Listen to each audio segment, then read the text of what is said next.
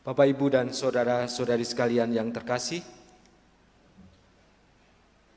Allah Bapa kita menghendaki agar umat yang dipilih ini, kita sekalian mempunyai hidup di dalam segala kelimpahannya. Maka Allah mempersembahkan dan berupaya untuk menunjukkan jejak-jejak kaki kasih Allah kepada ciptaannya, terutama kepada kita manusia. Hari ini kita mendengar kisah bagaimana jejak-jejak kaki Allah itu terurai dan mendarat di setiap tempat dan juga kesempatan pada diri orang-orang yang dikehendakinya. Dalam perjanjian lama, melalui Musa, bangsa Israel dihadirkan di dunia untuk memperlengkapi kehendak Allah yang harus tercipta bagi dunia. Melalui Musa, Israel menjadi bangsa yang terpilih. Ingat baik-baik, Israel menjadi bangsa yang terpilih. Bisa jadi waktu itu kapan?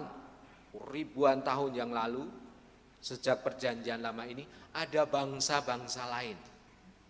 Ya, ada bangsa-bangsa lain, ada orang-orang lain yang hidup bersama-sama dengan bangsa Israel. Kemudian pilihannya di dalam kitab Keluaran ini, bangsa terpilih dialamatkan kepada bangsa Israel.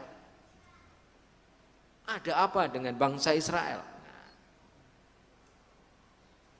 Bisa jadi bangsa Israel pada waktu itu salah satu bangsa yang membuka dirinya untuk pewartaan dan kehadiran Allah yang ingin menyelamatkan.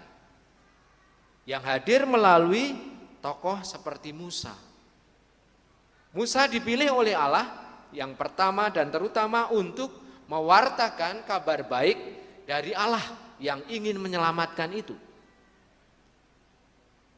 Bisikan Allah kepada Musa ini kemudian membuat dan memberdayakan diri Musa untuk berbuat seturut kehendak Allah.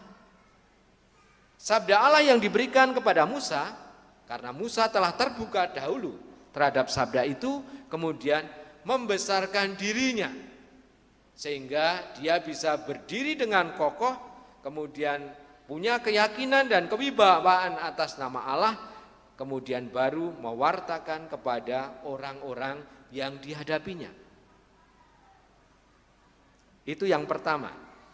Yang kedua, pribadi Musa ini adalah pribadi yang dalam bahasa Kroasia itu ngesui. Nah, ngesui itu artinya melaksanakan mandat yang diberikan oleh Tuhan.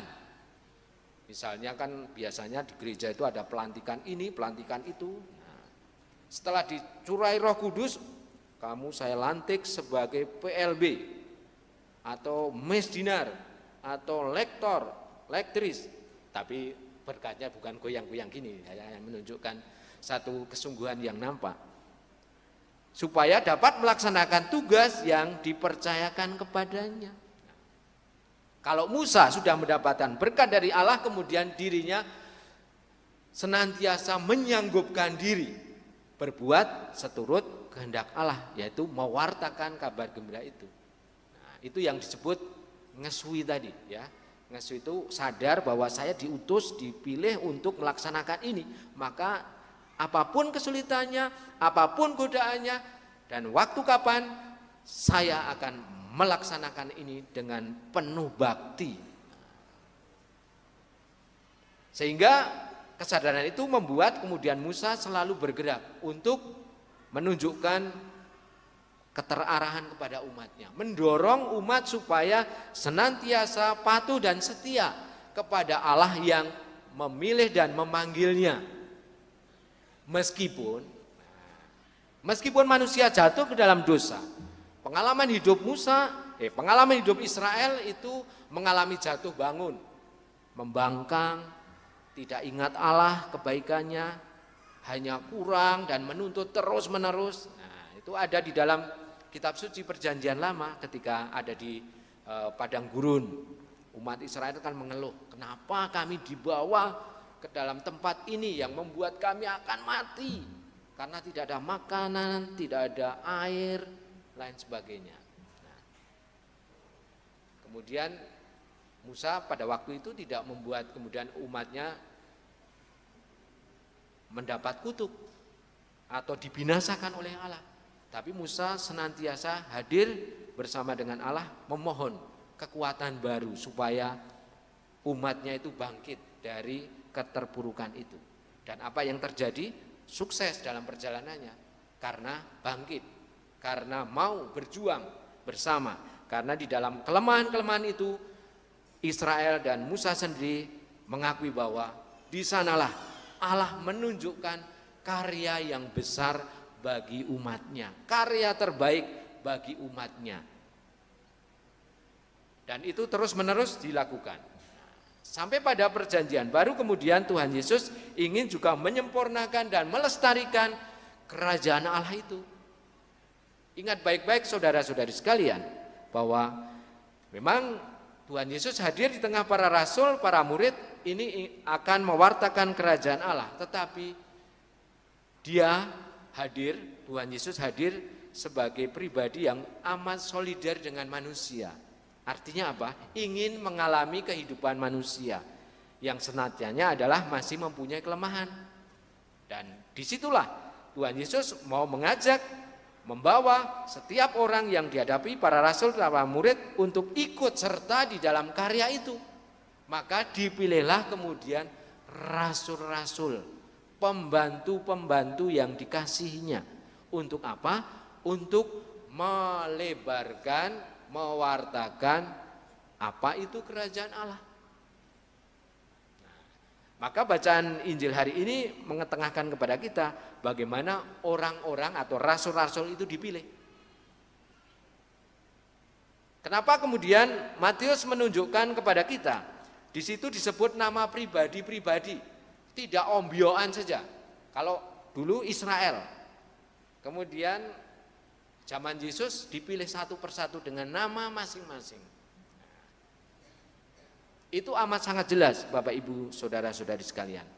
Kasih Allah itu akan terwujud kalau kita sendiri mengenal diri kita dengan nama kita masing-masing.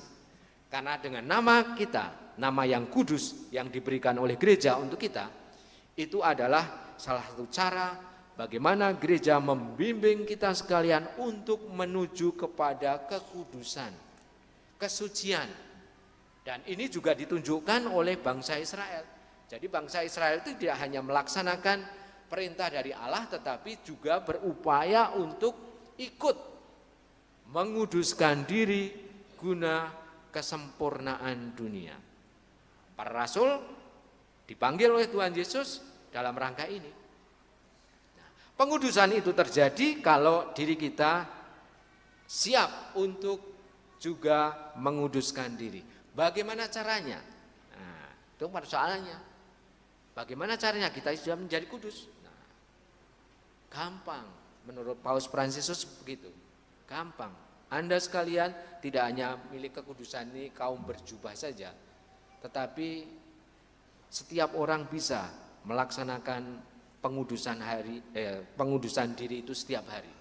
Yaitu dengan cara Bapak Ibu saudara-saudari sekalian yang tinggal di dalam keluarga.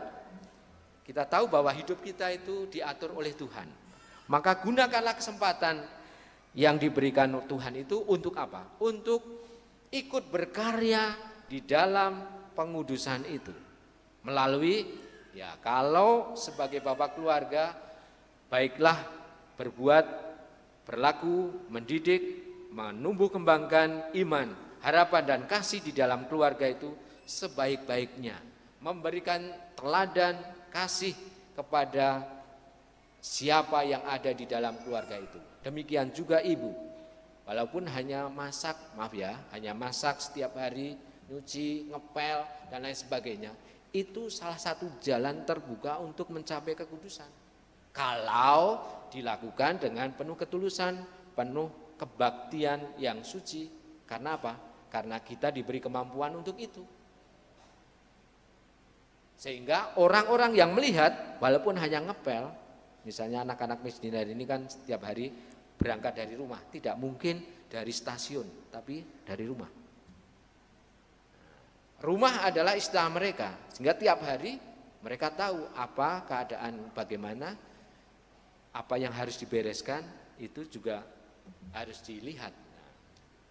Sehingga kalau setiap hari orang tua, mulai dari orang tua memberikan keteladanan seperti itu, baik di dalam doa maupun di dalam karya, nah, lama-lama orang yang melihat di sekitar itu kemudian bergerak atau tergerak hatinya seperti Tuhan Yesus tadi, tergerak belas kasih karena melihat banyak orang yang seperti domba yang tanpa gembala. Nah, kemudian Tuhan Yesus berpikir bagaimana caranya supaya mereka tidak hilang. Maka diutuslah kelompok rasul-rasul tadi untuk memperkuat dan memberikan keteladanan dalam hidup. Kurang lebih seperti itu Bapak Ibu. Jalan kesempurnaan dan kesucian itu diberikan kepada kita supaya kita juga pelan-pelan ikut serta di dalam karya perutusan Tuhan Yesus di dunia ini. Jadi saudara-saudari sekalian, kesimpulannya bahwa panggilan kerasulan di dalam gereja itu tidak berhenti pada tingkat para rasul yang tadi disebut. Ada Petrus, ada Yakobus, ada anak Alfeus dan lain sebagainya, yang 12 tadi. Tetapi panggilan kerasulan itu tetap berlangsung di dalam diri kita sebagai ahli waris dari gerejanya, ahli waris dari bangsa pilihan Allah. Sehingga kita masing-masing mempunyai tanggung jawab untuk melaksanakan itu dengan segenap hati, dengan segenap kekuatan, dengan segenap kesadaran kita. Apa yang dimaksud dengan tugas perutusan sebagai rasul di tengah dunia ini bagi kita? Yaitu yang pertama menuntun, mendorong, dan juga menjadikan semua umat dan kita sendiri menjadi umat yang kudus bagi Allah sendiri. Menuntun artinya menunjukkan. Nah, ini untuk anak-anak yang kecil tunjukkan, wih ini baik sekali nih, lihat. Ini salah satu contoh yang konkret, menunjukkan. Mendudukkan anak kecil di sebelahnya atau di pangkuannya untuk mendengarkan khotbah pastor. Itu salah satu yang konkret yang mungkin tidak dibuat oleh orang lain. Kebiasaan seperti ini amat sangat menyentuh bagi anak.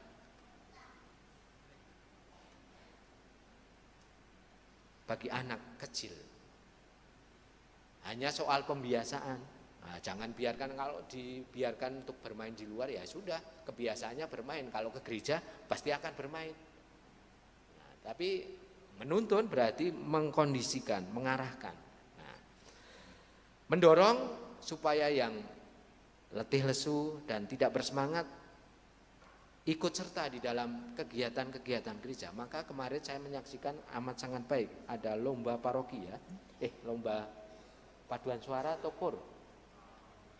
Kor, ya, kor. Nah, kor per lingkungan, per wilayah ya. Perlingkungan, nah, ada banyak sekali. Amat sangat saya berbisik kepada Romo Anton, pastor paroki kita yang tercinta itu, kemudian mengatakan, ini kan aset bagus.